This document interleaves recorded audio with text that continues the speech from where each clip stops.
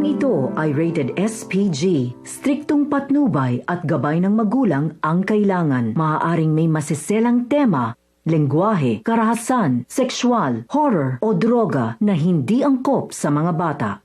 Warning. The following content may contain elements that are not suitable for some audiences. Viewer discretion is advised.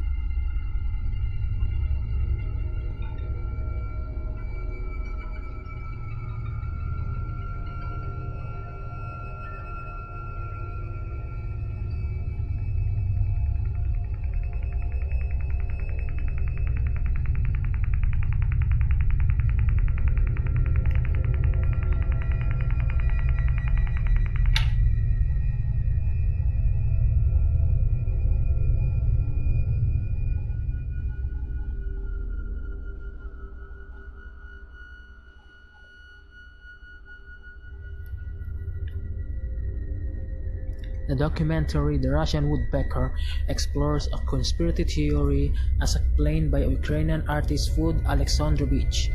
The theory is in that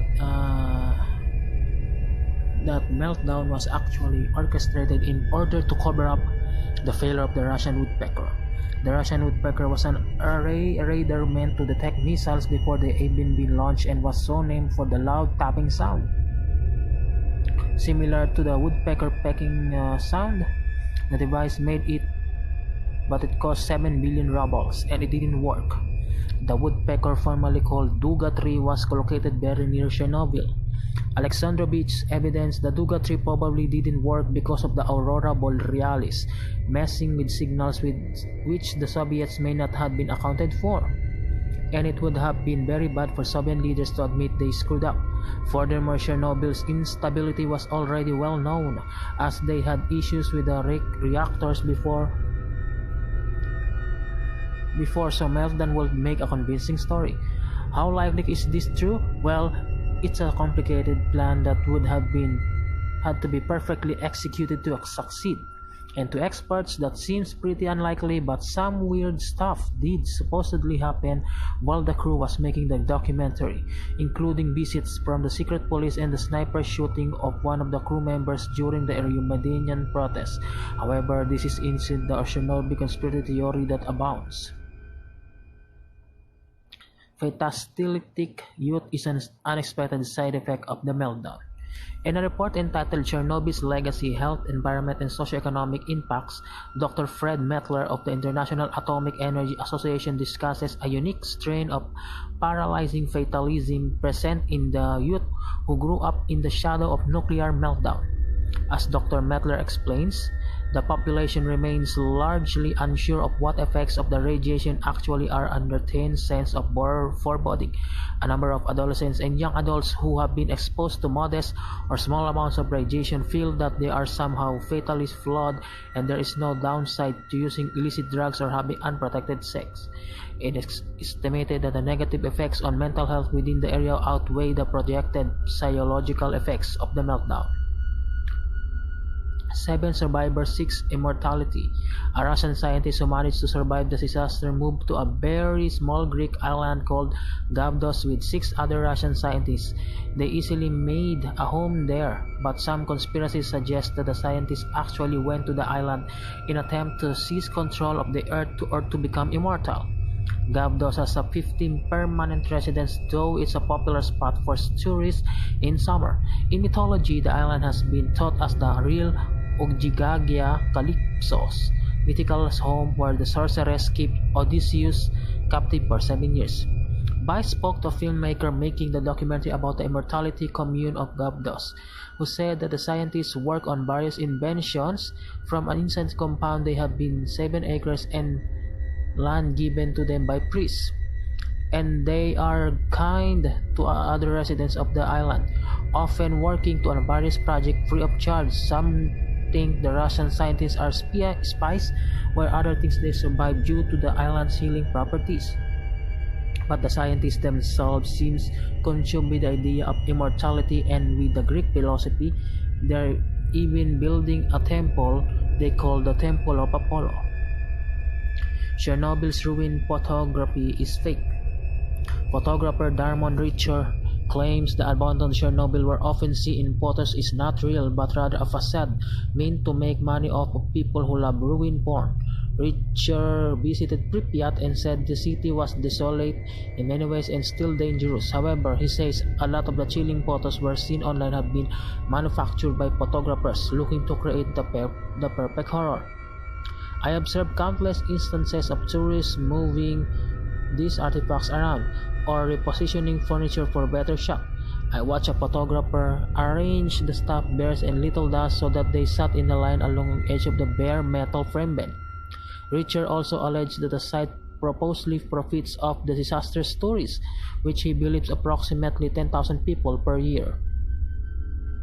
Aliens save us from an even worse fate. There's an aliens conspiracy that revolves around Chernobyl, that the aliens caused the disasters, but then an extraterrestrial saves the human race from utter annihilation. According to the conspiracy, people spotted UFOs around the same time as Chernobyl explosion. One witness reported seeing an object from about 6 hours. Those who believe that this object was both real and piloted by aliens suggests that the aliens helped tone down radiation levels, preventing an event larger blast. Though the damage was certainly terrible, it wasn't as apocalyptical bad as believers say it could have been. A doctor named to claim that a similar UFO 3 years later at that time when a reactor was sending off high radiation levels. Similar conspiracies surround the Fukushima disaster. Mutant zombies stalk Pripyat. One common hoax is that the blast mutated humans into flesh-eating zombies that will devour any disastrous tourists or researchers that cross their paths. One piece of evidence was a grainy video shot from a helicopter that appeared to show said zombies ripping a man apart limb from limb. In reality, this video was from a 2007 Ukrainian video game called Stalker, Shadow of Chernobyl. In the game, the zombies are mutants that are created after a second disaster. 20 years after the first, during the population effort, someone later posted the video on YouTube trying to pass it for as a real. It's not. The idea of Chernobyl zombies was revisited in a horror flick called Chernobyl Diaries, in which a group of youngsters tourists decided to check out Pripyat, not only to spoiler get attacked by zombies. Chernobyl HIV. Rumors have spread that Chernobyl survivors and their families have some kind of contagious illness, Chernobyl HIV, that can be spread to others. According to former Congressman Glenn Bowder, who wrote about his visit in the area in a blog post from Huffington Post, this stigma impacts the local economy as companies are less inclined to invest in the affected areas. The fake claim, he explains, contributed to the isolation of those who have been through something horrible. As Browder notes, the tragedy now affects 3 generations, with the latest being the grandchildren of Chernobyl. The grandchildren of Chernobyl is the original 1986 victim, although this term isn't a new concept. Reports dating back to 1990 referred to a Chernobyl AIDS, or the increase of the immune deficiency disease in the meltdown's wake.